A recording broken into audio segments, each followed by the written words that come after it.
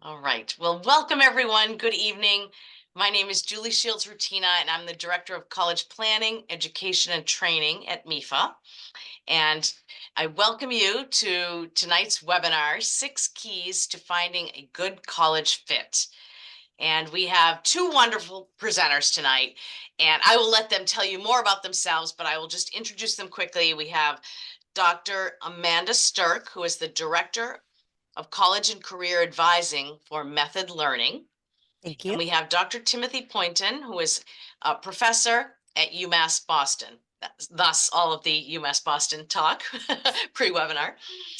And I'll just say a few things about the webinar. There's a lot of wonderful content here.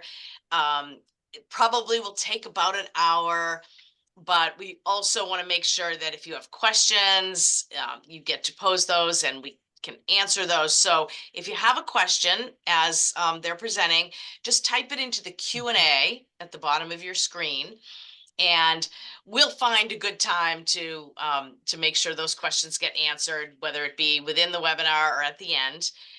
Let's see, if you need closed captioning, you can press that button on your screen, and then you can see the words that we're speaking, and you can even choose the language that you see those words in. It's the CC button for closed captioning. If you have to leave early, don't worry about it. We will actually record this. It's being recorded, and we'll send you the recording and the slides tomorrow. But I hope you can stay. But at least you don't have to take too many notes, because you'll be able to revisit some of this content. And then if you want to share it with other people you know who would find it really helpful, please do so. So other than that, I am going to pass it right along to Amanda and Tim. All right. Well, thank you so much, Julie. We are always so happy to be here with MEFA, and thank you for the opportunity. As Julie said, my name is Dr. Amanda Sterk, and I am the Director of a College and Career Advising Program at Method Learning. I've actually been on the K-12 as a school counselor. I've also been in the higher ed and ran a very large dual enrollment program, which is when I was both the school counselor and kind of running that dual enrollment program. I really had such a passion to helping my students navigate the high school to college process. And one of the things that I found is it was really hard for students to find really good information. And as a counselor, having, almost 400 students, and I was just one person, I really needed a better system to really kind of connect with my students, give them that critical information they needed on the whole college process. So I just started writing and blogging for my own students, and it turned into a student workbook for Florida high school students. And as we started kind of growing, I had reached out to Dr. Poynton and Dr. LePan and said, I have this curriculum. This is what's been going on. They have the research, and they have together, and he'll tell his story, but decades of experience. And I said, how can we really create a student workbook and a curriculum to really help families navigate the high school to college process? So we're going to be sharing some of this information today, but we are really excited to be here. Tim? Yeah, thank you, Amanda. Thank you, Julie, as well for the introduction. And yeah, so as Amanda said, she reached out to us a few years ago now to try and see what we could do about this. And the timing was somewhat fortuitous, because Rich and I had been doing research in the area of college counseling and how school counselors can support the transition from high school to college for students and families for several years. And one of the most recent things we had just finished up at that point was I developed a measure of college knowledge called the CAKE that measures how much knowledge students have. And what we learned from that research, to give you the short version, is that a lot of students, and ostensibly their families, were making decisions about which colleges to attend with relatively little college knowledge. The score on the test was about a 50. So in most high schools, that would be a failing grade, I believe. So there was a lot of room for improvement in students' college knowledge. So when Amanda reached out and said, "Hey, what do you think about maybe trying to work on a book for students and a curriculum for counselors who work in schools?" That was exactly what I was looking for, because that's a great way to build students' college knowledge while they're still in school, while they're going through the process. So we're going to give you a preview of some of that work here tonight. Yeah, if you want to go to the next one, Amanda. Absolutely. And so as you're going to see, so College Unmazed in general, again, Tim and Rich looking at sort of that entire process, right? And we know it's a continuum. You really start early with students. And so what we had done for the student workbook, the College Unmazed book, is we broke it up in two main sections because there's essential knowledge that you need at very specific points of the process. So sort of that 9th and 10th grade experience, and then that really going through the college application and financial aid process, that 11th and 12th grade experience. So the two sections that we have, the first section is we really work on building the student sort of individual factors that colleges look for in being successful students. So we look at your U factor, we look at the academic factor, sort of, your classes, your academic planning, kind of what's available to you.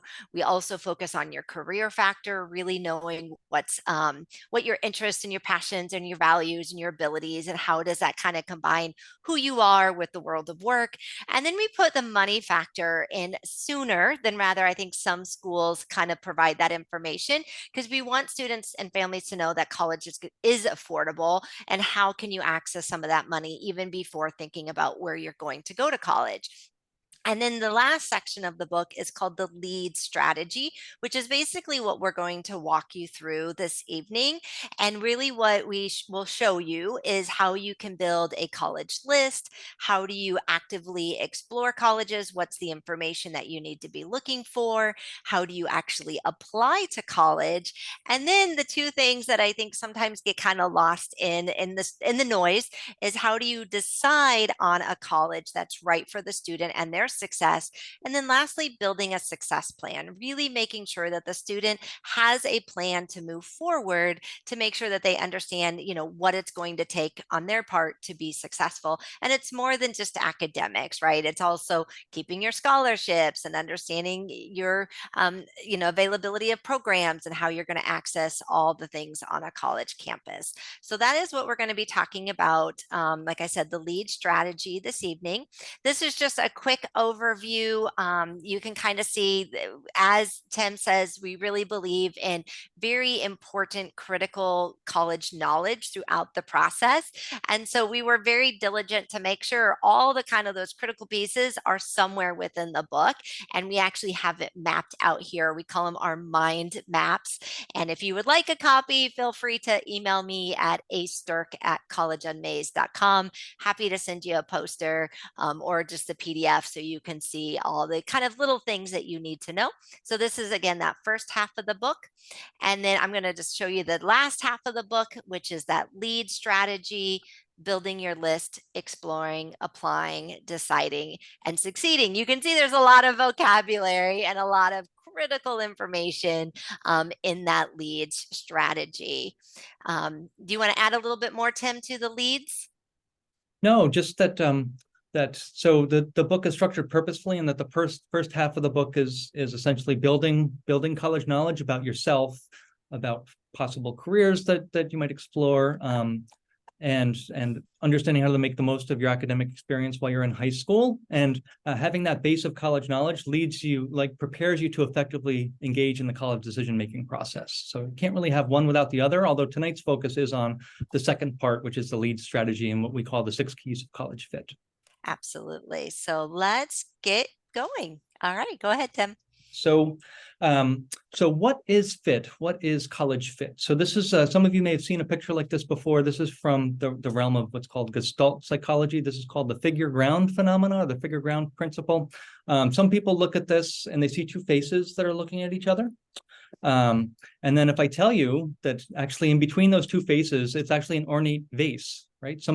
Usually people see one or the other first, and then if you say look closer, they'll see the other part of it. And that's just basically a mental shortcut that we use in many parts of our lives. This is one using our eyes as our perception source here, but we don't see the whole picture without being told to look for some additional information. So relating this to the college choice process and college fit in particular, that's a big reason why we developed the 6 keys of college fit, is because it gives you as students and families a way to evaluate how well each college fits you or your student as an individual. So we can go on to the next one. And these are the 6 keys of college fit. We'll go over these somewhat quickly here, and we'll talk about them a little bit more as we go through the rest of the presentation. But basically, Amanda mentioned the lead strategy a little bit earlier. Basically, we use some or all, as the case may be, of these 6 keys of college fit at each step of the college choice process. So I think most people would agree that today, with the internet and all the information available, it's 20 years ago, there was perhaps a challenge with getting information about colleges. Now there's actually an overwhelming amount of information out there about colleges. So by paying attention to the 6 keys of college fit and using the lead strategy to make sense of your college going process, it actually helps make the information a good bit less overwhelming, so that you're using the information you need to make decisions at the right time at each step of the process. So the 6 keys are, just going from the top from the top clockwise, are we've got academic match. So how well does a college match your student, or you if you are the student? That's things like how well do your academic qualifications fit, like your ACT and SAT scores, your GPA, and the curriculum that you've taken in high school, compared to what the college is looking for in their students in terms of the average GPA that accepted students have. And we're also looking here in academic match at the academic environment. So for example, we use the student to faculty ratio to try and get a sense of how big or how small the classes are and how many faculty are available for each student. That speaks to the academic environment. And those are the things that we look for in the academic match key. In the career match key, we're looking at how well is this college situated to help me in my career development, essentially. So is there mentoring available?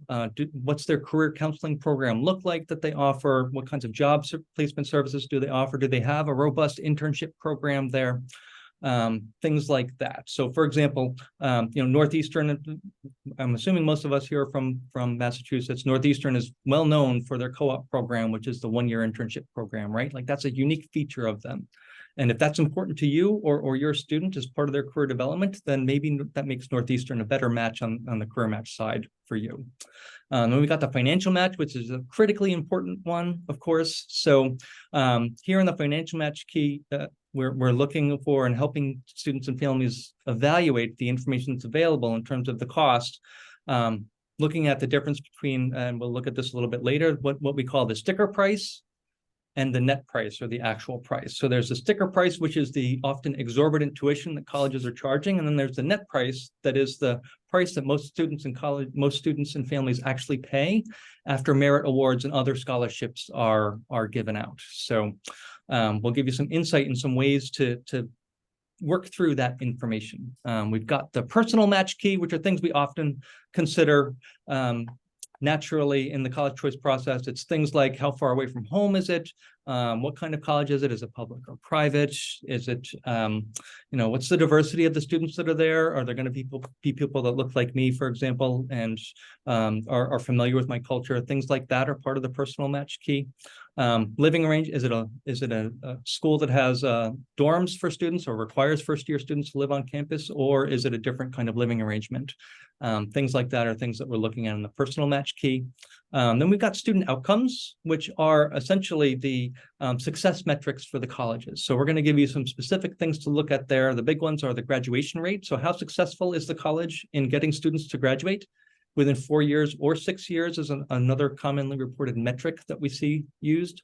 And then the retention rate. And the retention rate is, if you're not familiar with that term, the retention rate describes how many freshmen choose to come back to the college as sophomores. And I look at that as the retention rate is actually the freshman satisfaction score, is the way I like to phrase it, because it tells you how many freshmen who started at the college were successful and satisfied enough with their experience and supported well enough by the college to come back as sophomores, right? So that's a really important metric that describes how good of a job a college does at supporting their students when they transition from high school to college.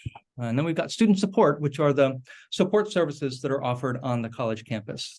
Counseling center, what's the policy for counseling? Is it unlimited counseling, or do you get a certain number of sessions per semester or per year? Do they have writing, tutoring, subject area tutoring, etc. What's the advising system like? All of those things, and some of the recreation options and things like that. All of those things fall into what we call the student support key. So bringing this back to that figure ground picture that you saw a little bit earlier, by paying attention to each of the 6 keys of college fit, it helps you make sure that you see the full picture about each college that you're considering. And if you don't, you run the risk of maybe overemphasizing some parts and either being unaware of or de-emphasizing some other parts that could be critically important to helping you make a good decision with your student. Yep. And I think I'll add to that too. As a parent, we both have high school students, and actually Tim's going through the process right now. You know, sometimes with myself, I might see the vase and my daughter sees the faces. So, you know, using the 6 keys of college fit really provides an opportunity to have that communication between yourselves as a family to say, you know, maybe as a parent, the financial match and personal match, or even the student outcomes might be more important to me, where maybe the students really focus on the academic match or career match. But sometimes we're in misalignment. I know that's really shocking as parents and students to be not aligned and thinking the same thing, but it does give you a deeper conversation when you do look at all the factors. And so when you are going through the leads process, you're able to clearly articulate kind of what your main values or focus might be. And it might change over time, right? So if you're a student that has a 504 and IEP, that student support services might be more important. So it does sort of ebb and flow, but like Dr. Poynton said, looking at the whole picture and all of these keys is really critical. Ready? Yep.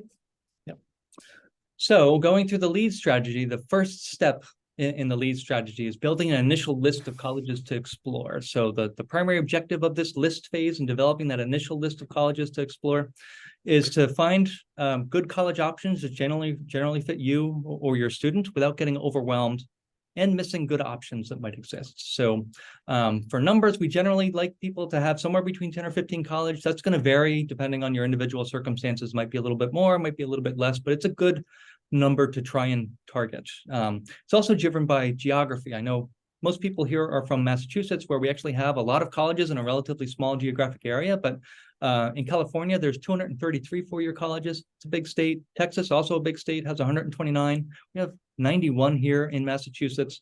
Wyoming has 3 four-year colleges for their students to choose from. So unless you're willing to go out of state and you live in Wyoming, you're not going to be able to have 10 or 15 colleges to explore. So, but what we're looking at here, we're going to pay attention to in this initial phase, 3 of the 6 keys of college fit. We're going to look at personal match.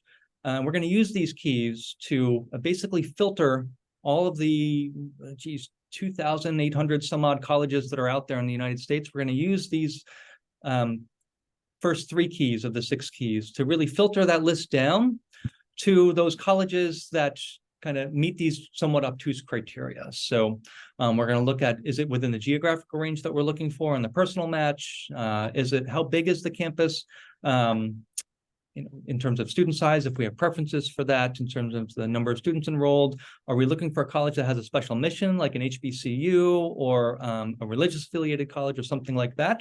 So we're going to use that information to try and narrow our list a little bit. We're also going to use the career match to make sure that they've got majors that we're interested in exploring. One of my big things, I teach the career counseling class here at UMass Boston and have for some time, and it's hard for 17 and 18-year-olds to really make good choices about what their major is. So I encourage people, students and families, to think about buckets of careers and career pathways that they have. So instead of, if you want to go into civil engineering, for example, just make sure you're applying to colleges that have engineering programs, because maybe you end up being interested in a different strand of engineering, for example. So just make sure that the colleges that are on your list that meet those personal match criteria also have programs available that you can explore and possibly pursue as a major that you graduate with.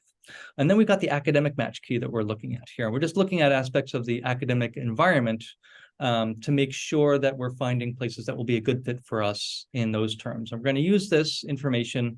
A tool we recommend, if you want to go to the next slide, I believe it is.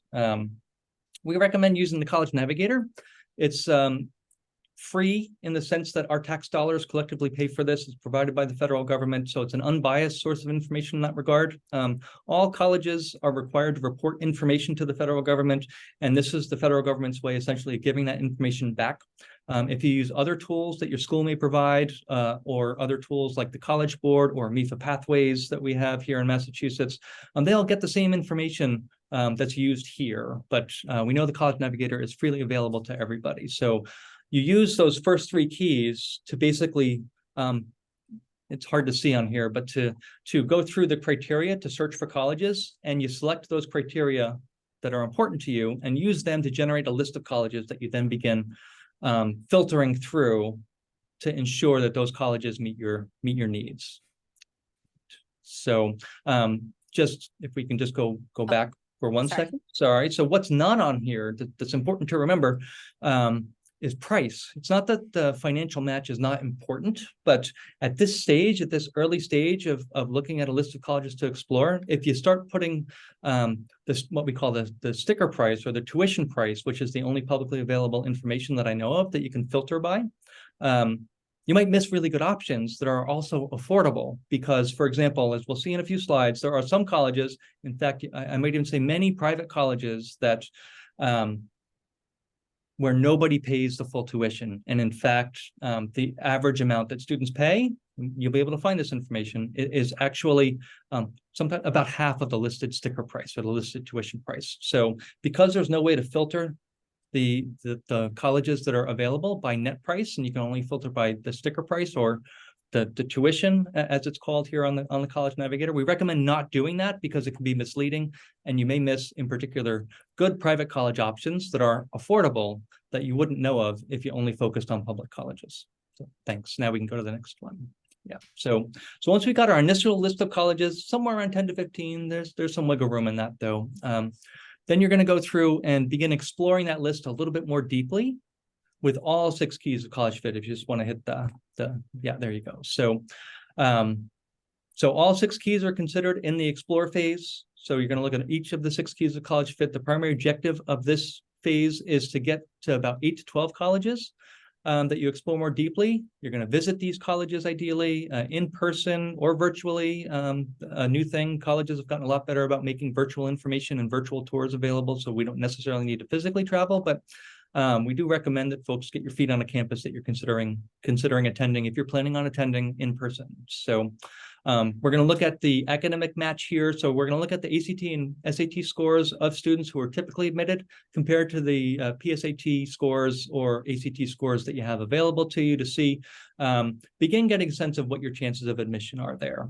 You're going to look at things similarly for GPA. What's the range of GPAs that are typically admitted there? How selective is the college? Another way of kind of beginning to ballpark your chance of admission there. We're going to look at the academic environment again with student to faculty ratio and program size and availability. So there are some colleges that have lots of programs that graduate 2 or 3 students a year. So if you're looking at a program, so for example, Amanda mentioned earlier, my daughter is going through this process, and yes, we are going through this process. She's interested in game design and interactive media and game design, more of the programming side of that. And there are some programs that graduate, 10 or 11 students a year, and there's others that graduate 30 or 40. And just what that translates into in terms of an experience for a student is that there's going to be, for example, more elective classes in larger programs than there are in smaller programs. So we're going to look at the career match. Again, we're going to look at job placement things, alumni network, are internships available in the field of study that you're interested in exploring. We're going to look at the personal match again, some other aspects of personal match that we didn't consider as well in the first part. We're going to look at the diversity of the students who are enrolled, the institution type. Are they going to have the recreation options that are available? This, just to share a little personal story, my daughter rides horses, so there are colleges that have equestrian clubs. Not all colleges have them, but that's something that we're considering as we're going through our list and the places that we chose to apply to. Almost all of them have an equestrian program in some way, shape, or form. So that was important to us and relatively unique. So we've got the financial match here. So here we begin to look at cost, and we dig a little bit into the sticker price and the net price. And basically the difference at a lot of private colleges between the sticker price and net price comes down to how much gift aid they give you, or as they call it on the college admission side of things, the discount that they offer to students and families. And we can also look at here at this point, what's the average amount of loan debt that students have when they graduate from a program? That varies from college to college. So we're also going to look at aspects of student support. Not every student needs every student support that's offered by a college. So you're going to want to look at those ones that you think might be more important to you. If your student has an IEP while they're in high school, they may benefit from connecting with the Disability Services Office that is available on every college campus. So, but if your student doesn't have an IEP or a 504 plan, then maybe that disability services is not as important to you. So just consider those student supports that are important. And then we're going to look at the student outcomes as a way to learn more about the colleges. So I would never say to attend a college, I would never say don't attend a college that has a graduation rate below 50%, for example, because while that's not a fantastic metric, the goal with looking at this information is to have you ask questions of the college that you can get answers to ensure that your student is successful and not one of the negative statistics that goes through the college. So for example, here at UMass Boston, actually, we don't have a fantastic graduation rate because we have a lot of students that transfer out to other colleges, and we have a lot of students who transfer in from other colleges as well. But our graduation rate, the way it shows up on the statistics, is not that good, but it also doesn't tell the whole story. So there's important information to consider, but you look at all 6 keys of college fit, not just one. Like that's the moral of that story. So yeah, we do have a quick question, Tim. And so the question is from Jordan. Does the College Navigator have information about the number of students in a program? How would you find that data? Yep. So where you'll find it is on if you go to collegenavigator.gov and you search for a particular college. It shows up. I'm forgetting the name of it at the time, at the moment, but just trying to find pull it up here quickly. It's listed under programs majors, and it tells you how many students graduated last year or the last reporting year with that degree. And it shows all the programs that they have available and how many students graduate from each. So that's how you can tell what the program size is. It's a great question. Yeah, and I know that you even said, with going back to your daughter as an example, in game design, the information is lagging about a year. So if it's a new program, or they're finally just bringing on other programs, that you do want to talk to admissions sometimes if you're like, hey, I think they have this program, but it's not really coming up here. And that's why in the explore phase, I think it's so critical that you're looking at all different aspects of where to get this information from, right? It's on those college visits. It's when those admission representatives come to your high school. It's when you're looking at the website and you're doing those virtual tours and things like that. A lot of this, some of it you can go into College Navigator and find the information, and others you're going to have to ask. You're going to have to go on campus and ask some of these questions to make sure you fill in all of the 6 keys. For that, Jordan, that was a really great question. Thank you.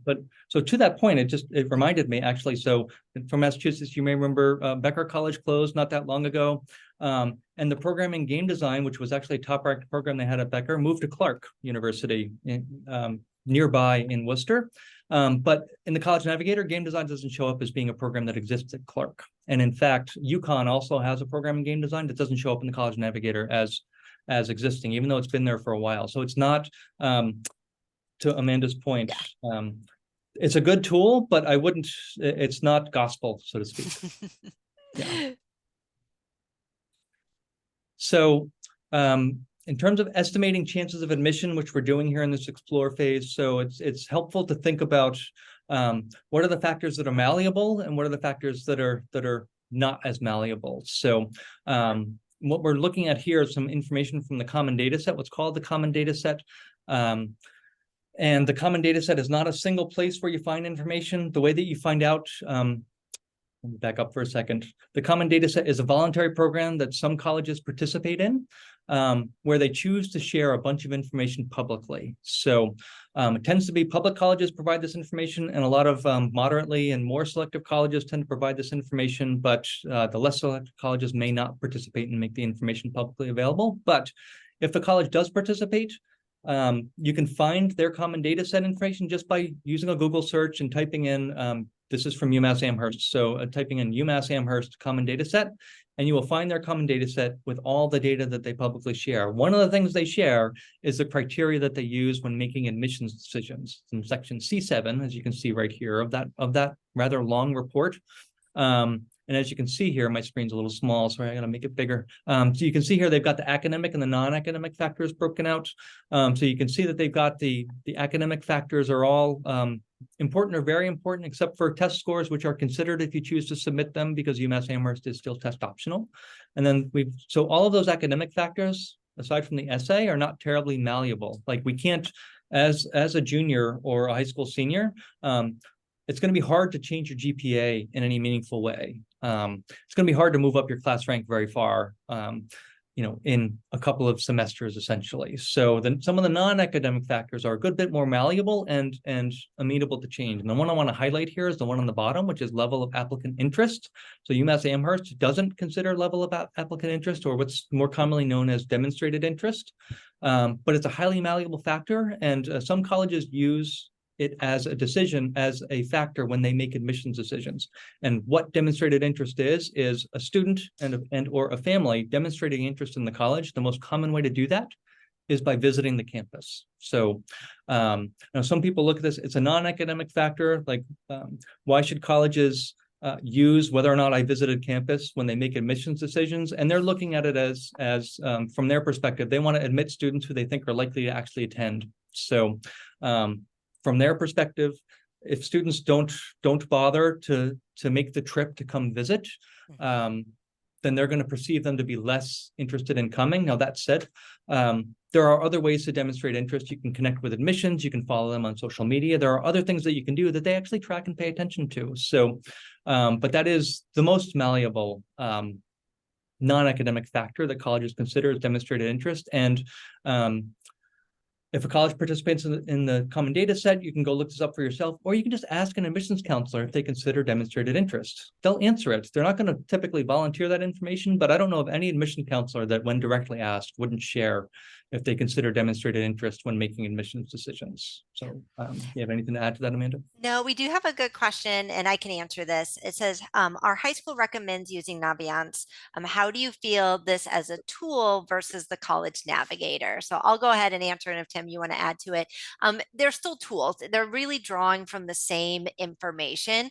And so what you really have to do is, it's just one piece of the puzzle. So nothing is going to replace doing that college visit, getting on campus, doing your research. And so there are some limitations. And I think the most important thing is, again, this data is freely available. You can go to every school's common data set. You can go to College Navigator or Big Future or Naviance. It's understanding what this data actually means for you as a student, and how that statistic of, Tim mentioned the 50%, what was it, the 50% graduation rate, right? And it's like, what does that mean for me as a student? Like, does that not mean I can't go here? Does it mean that's pretty good? What's the selectivity rate? Like, there's a lot more information that goes into it. So yes, Naviance is a good tool. It's a great tool, but really understanding what that information means is really the important part, and why the 6 keys is so critical. Do you want to add anything? Yeah, there's if a school participates in Naviance and uses it to its full potential, it does provide some distinct advantages in terms of estimating chances of admission, in particular, through the scattergrams. So you can see, depending on how much data the school has from prior students who have applied to the schools, you can see what the GPA was and test scores, if they're available, for students, and what their admission decision was. Were they admitted, waitlisted, or rejected? And that's information you can't get anywhere else. And it's powerful because it's linked to your school. So and the curriculum that all students at your school participate in. So that's information you don't get anywhere else. In terms of making a list and exploring the list, like all of the other information you can get other places, just as Amanda said, but the piece of data that you can't get anywhere else that Naviance does provide, if the school put the information in there, is really great insight into estimating your chances of admission given prior student success from that very school. So it is a powerful tool in that regard. Yes, that is a very good point. All right. I know you like this slide. This one's a good one for Yeah. parents So and this is the students. one that really illustrates the, I won't name the college, it is Massachusetts College, but this is data that you can get from the College Navigator. As you can see, this is one of the sections, the financial aid section. If you expand that, this is what it shows you. And if you click one more time, it should pull up some circles for us. Yeah, so we can see here the institutional grants and scholarships, that's the merit aid. And you can see here at this particular college, 97% of the students get on average a $40,000 scholarship. Tuition is $60,000, so that's a 67% discount off of the listed sticker price. So this is why it's dangerous to filter colleges by tuition, because you might miss this college and it could be a really good fit for you. And the fact is, almost nobody pays the full price here. And what I can say is the 3% of students at this college that aren't paying the 3% of colleges that are paying the full sticker price are probably international students. That tends to be the case. So this is, again, a really good example of why we don't filter the colleges by tuition, because we would miss colleges just like this. And this is not terribly uncommon at moderately to less selective private schools. Yeah.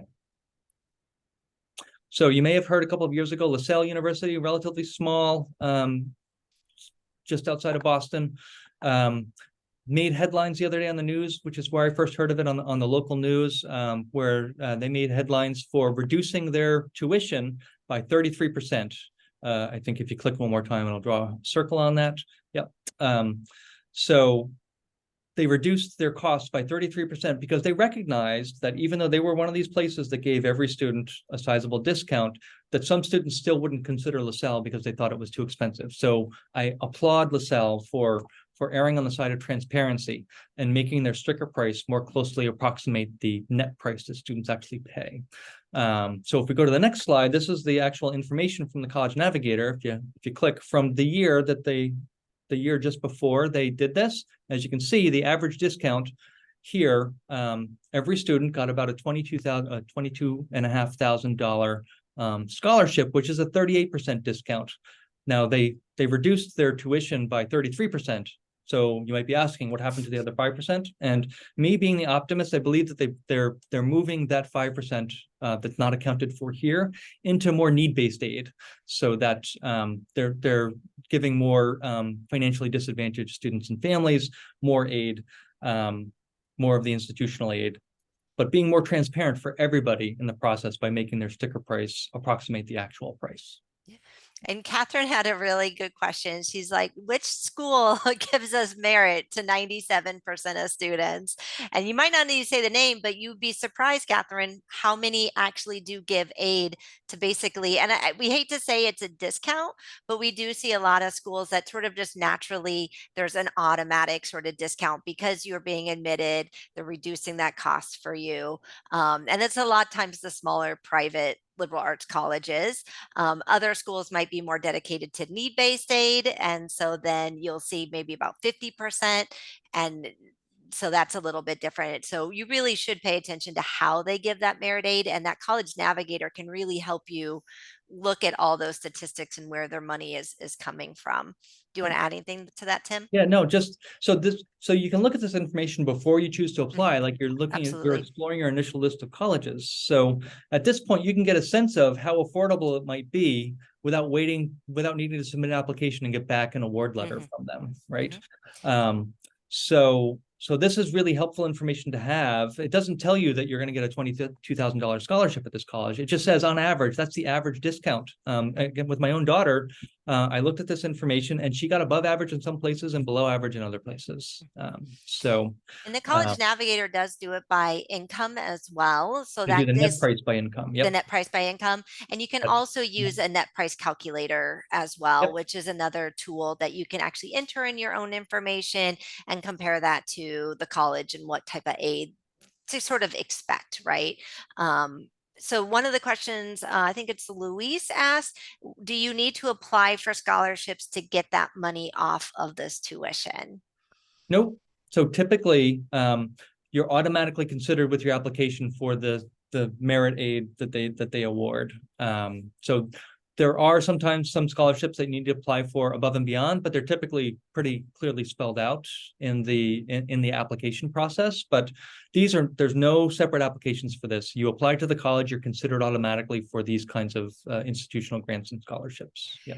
And as a college advisor, one of the things that I feel like is so important is that families realize you're not just applying for admissions on that application, but you're also applying for scholarships at the same time. So really making sure that your character and your leadership and those extracurriculars that really kind of make you shine are included on that application, so you can be viewed in both ways. Julie, do we have a question? Well, of course, I Yes. can't, I sit here quietly. That's exactly right. And it's wonderful that about all this merit aid. I guess I thought I would say that probably it's a good idea to apply for financial aid anyway. Yes. In general, for need-based aid to see. I just felt like I had to say that. Always complete the FAFSA, always Yes. complete the CSS profile, no matter if you think you're going to get money or not. Like, I know we have like a local community foundation down here that even if it's not a need-based scholarship, they won't even look at your application if you don't complete the FAFSA. So it's just one of those things that everybody should do, and you never know, right? So yes, everybody should complete the FAFSA. It's Everybody, one of the absolutely. steps. Everybody. So that when was, you can, yeah, as the case may be, with the problems that we've had this year with it. But yeah, that's for Julie to explain on another webinar about how we're getting through the FAFSA this year. So this is we've got about a little less than 20 minutes left. So so this is the net price that Amanda just mentioned earlier. This is also, it's in the net price part of the College Navigator, where it breaks down the net price by income. So you can see here at this college the difference between lower income students and higher income students. There's a substantial difference. So that gets obscured if you only look at the average net price. And sometimes the institutional grants and scholarships are distributed in a need-based way as well as a merit-based way. So this gives you some insight into that. But this net price includes both federal grants and state-based scholarships, for example, includes all aid. It's just the net price that students actually paid when they attended the college from these different income levels. It provides you with a helpful reference point if you can place yourself within one of these net price bands. Yeah, and that was a question that sort of Brooke had asked about, aid versus grants and scholarships. And so that's where, having your FAFSA, having your CSS profile, having all of your resume and test scores and GPAs and all that, that all goes into that application. So you want to make sure to do it all, right? Yep. Awesome. All right, so now we have a really great tool. Tim is sort of the master of all things Excel. And while we love College Navigator, we love, College Board and the information, the thing is, it's not really chunked and sometimes user friendly. And again, as Tim has mentioned multiple times already, sometimes we're looking at the wrong statistics and not in the right sort of sequence. And so because of how our 6 keys are, we wanted to find a way that we could build out the information based on the keys. So if I have a college list, how can I sort of compare academic match across all of my schools? How can I compare financial match and student outcomes? And so we have created something called the College Data Organizer. This is a free download. If you just go to collegeunmazed.com/downloads, it's an Excel or a Google Sheet, whichever is easier for you. And you can basically enter any of those 2,800, 4,000 schools. It's like 4,200 with the 2-year colleges. You can enter them in and it will auto-populate all of this data. And it also can color code it. And the color coding, green is sort of positive to a student. Maybe it's a little easier to get into. Maybe the ACT, SAT score requirements are a little lower. Maybe the net price is a little lower. And so it really just depends on what the statistic is, but it's sort of student positive. White is in the middle, and yellow is just sort of pay attention. It's on the lower third of the statistics. So it might be harder to get into, maybe a little bit more expensive, less aid. that type of thing. Doesn't mean that you should rule out a school. It just means that you should maybe pay attention to those statistics. And so if you type it in, all of this beautiful data will come up. And as you go through the process and go through the leads, you're going to able to start understanding what it means and how that really applies to you and your 6 keys of college fit. And so it's just a really great tool to utilize. I know when I'm, talking to families all the time, I use quite a bit the net price. And you were, had asked earlier about students receiving aid. If you look at the very bottom, on under financial match, we give you that statistic. So SUNY at Albany is 70% are getting aid. We got 56%, 83%. So it's just a really easy way to see some of those statistics that we've been giving you this evening. And there is, I will say, when you get the download, there's multiple tabs on the bottom, and one you could input that CDS information, that common data set that we had shared earlier about academic and non-academic factors. And then there's some really cool charts where you can actually type in your ACT, SAT scores, and it all shows you where you're at in comparison to their score. So really great download, completely free. Highly suggest you looking at it. So as you go through the apply stage, so applying is actually doing more of those transactional things, right? You're really going in, you've narrowed down your list, anywhere from, 5 to 8 to 8 to 10, kind of, you want it to make it a manageable number. And you're going to, at this time, is before you kind of hit submit, go back through your 6 keys of college fit and really think about each college and really score each college on each of the keys. Again, we want that intentionality. We want you just to really think through it, using all these tools and all the information you learned in the Explore.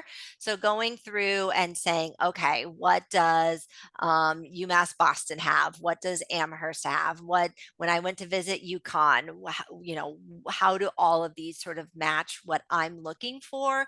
And I need both to be satisfied and successful. We think it's actually a really great tool to use. Parents and students. Parents kind of, assess the student or assess the 6 keys as well as the student. So that's a process of sort of that assessment is always very critical throughout that whole process. So one of the things that we do sort of implore families to think about is, and we hear these terms all the time: reach, match, safety. What's my reach school? What's my target? What's my safety school? And the problem with those terms is it sort of disempowers the student to take control of the process and think about the college in terms of your needs and what you're looking for in terms of those 6 keys of college fit. So we really want to bring in the chance of admissions, right? So based on my academics and where I'm at and what they're looking for, where do I match up with that? But then also how do I rank the school based on my fit? So we do something in the book called a 3x3, where we bring that information together. And what we're kind of looking for is somewhere where it's a moderate to a high overall fit. And you also have a moderate to high or even a few low chance of admissions. If you put everything on the low chance of admissions, and it's all 4% students getting in, if you don't have at least some moderate and some high chances of admissions, you could be leaving yourself open to not being able to get anywhere. So you really want to create a nice list that does meet and fit who you are, but also you have a good chance of admissions. So you can see there in our sort of diamonds, I guess, that infographic where we bring those 6 keys along with what the school is looking for to make that final decision on where to apply. Tim, do you want to add anything to that? No, I think that's good, just in the interest of time. Yeah, Cognizant. I know. Sorry, it gets a little bit long. So as you go through the decide phase, so the decide phase in the lead strategy is once you have your decisions coming in, those acceptances, those, maybe denied, maybe the deferred or waitlisted, but really those acceptances. And now with that information, now a few months have probably happened, right? You submitted in November and now it's maybe February scary and you're getting all these award letters, you know what that final cost is going to be for you, to go back through the 6 keys analysis process. And you might need to revisit the college again. You might need to talk to admissions. You want to pull in your college support network where you're actually talking with, your school counselor and your teachers and your parents and maybe your cousin who went off to college a few years ago. You want to bring in the people that know you. And again, go back through the 6 keys and analyze them after knowing, did I get in, and is that cost going to be, worth it for me? And at this point, we haven't talked a lot about the student and that feeling. So just a few months ago in October, I went up to Boston and visited Tim and saw his neck of the woods and visited a bunch of colleges with my daughter. I'm from Florida and it's hot, and we went and it was fall and the leaves are falling and it was beautiful and we're drinking hot cocoa and my daughter was all warm and toasty in her big winter coat and she was falling in love with every single campus. And I'm like, whoa, whoa, whoa. We can't fall in love until we know that we're admitted and we have to make a decision. So we really say that sort of feeling and the desirability of the campus and the allure of the campus, really the best place to put that information is once you've been admitted and you're making that final decision. Again, looking at your overall fit with that sort of desire to attend. And then as you kind of filter all that out, typically a college kind of rises to the top. And at that point, you've looked at all the 6 keys, you've analyzed everything, you've gotten all the information you've made, and now is the point where you can make a truly informed college decision and be a statistic on the positive side, right? That I'm going to complete, I'm going to be successful. And then again, I know we're running out of time and I want to make sure I do see a bunch of questions coming in. So keep them coming. We will let everyone go and then we can answer a few questions here at the end. And then lastly, and I mentioned it before in the leads, the S in leads succeed is really going through and coming up with an actual plan, like write it out, a plan both for how am I going to pay for college? How am I going to keep my scholarships? What do I need to do to keep my scholarships? Also the academic, making sure that you're taking the right course sequence, the right prerequisites, that you're doing everything you need to do to make sure that you're graduating on time. I know both Tim and I, we do not have a 5-year plan for our children to go to college. We really want a 4-year plan. And so we want to make sure that they know how degrees work and that they're on that right sequence. And then the social integration, right? All the things that sort of make college special and those learning environments, working through that and making sure that the clubs and the activities and the internships and how do they access that. So just being really intentional about your success plan, I think is really critical in this phase as well.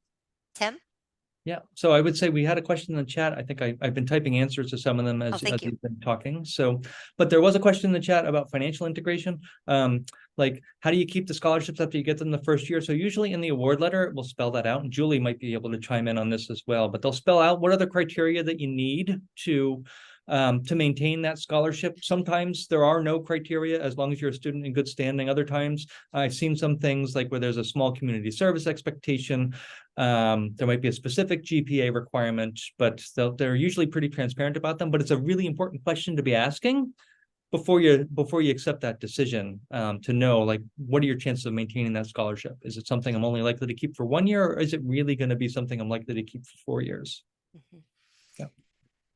And I think it's super critical. Also, a lot of times we go into it thinking the only time that we can get scholarships is that sort of senior year going into freshman year. There are a lot of opportunities, even once you're a sophomore, junior, senior, that you can tap into additional programs or internships or work study or things like that, that there is money out there. So definitely getting friendly with your financial aid office at the college so you are aware of any opportunities that you can apply for or do, I think is always a really great opportunity as well. And then, as Julie will attest to, complete the FAFSA every year. And so you can keep your aid and keep doing that. So really great question. So let's just kind of get here. Oh, there's myself and my daughter, that is Eden. And so this is just the College Unmazed materials that we have. We have the student workbook. We have the parent guide that goes with it. I also, we wrote the dual enrollment book, and we just have lots of resources. Again, it really comes from a place of, we've been there, done that. How can we help families sort of navigate that process? So definitely check it out. Get that download, collegeunmazed.com/downloads. Here is all of our contact information.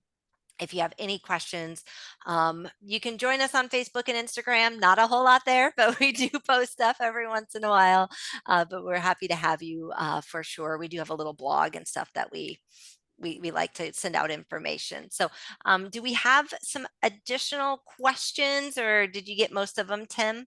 I think so. So I just want to make sure. So can people see? I put the link in a few places to collegeamazed.com/downloads. So that's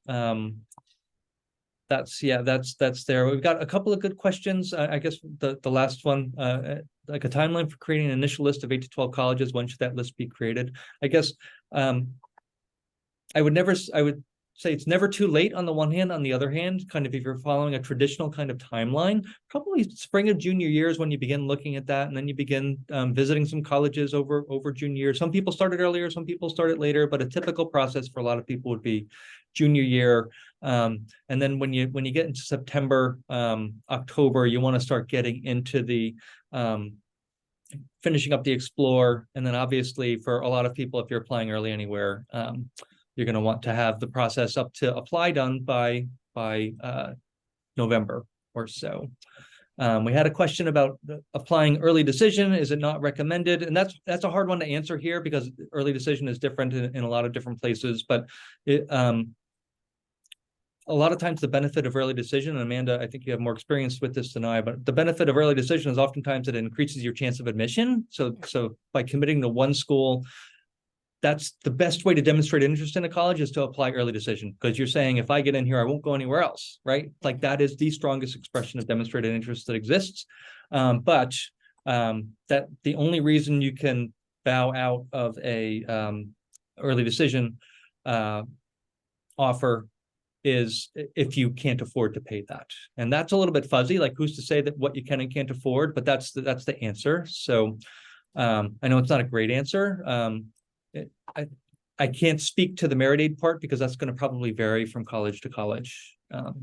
But I know with my own daughter, who wanted to go to Northeastern, the most selective college on her list, we decided not to apply early decision, even though at the time it was her top choice. But for that very reason, because I would like to retire one day. Yeah. Well, and I know when we visited Boston University, as in our whirlwind of Boston and everything, Massachusetts there, like Boston University, for example, said 56% of their class is taken an early decision. So it's sort of a token that it depends, are you able to afford it? And that's why doing this preliminary work on looking at the average net price based on your income and your assets and things like that can really be beneficial. So you can be a little bit more confident going into that process with that information prior to the like doing an ED that maybe you can't afford otherwise, or maybe you can afford it and you just don't know it. So that's why this leads process, I think, is so critical to help you answer that question. Recommend that to not apply ED, really focus on schools that are good bets. Okay, so I want to make sure, Abigail, that I get your question. So do you I think you're asking a question like, do we recommend that our son not apply EDD, really focus on schools that are good bets with high chance of admissions? Depends on the student, what they're looking for. Doesn't meet sort of their attributes and those 6 keys of college fit. I mean, there are a lot of great 2-year, 4-year schools that are not highly selective that your student can get into and it meets all of their needs. And that's a really good informed decision. And I mean, both Tim and we're huge proponents of community colleges and so forth. So it doesn't always have to be the most highly selective school that has an ED program. We do always suggest, just because of statistics, applying early on the priority earlier versus, kind of that November deadline versus a January or March deadline, just because there's more seats available. But if you've gone through this process and at the end your list is really solid and everything's a good bet, then that's a really good list, right? So you don't have to just apply to schools that are like, maybe, I don't know. So I do think that that's something that we sometimes, especially in college admissions, like at this, I see it in cycles, like all these kids are applying to certain schools. And it's like, I ask them why that school. Well, it's a name brand school, or, everyone's applying to that, but it's like, well, is that really the school that's right for you? So good question. Thanks, Abigail. So coming back to close out, basically the 6 keys should give you, your student, and you the tools to be able to answer that question: why is this college a good fit for you? Yeah.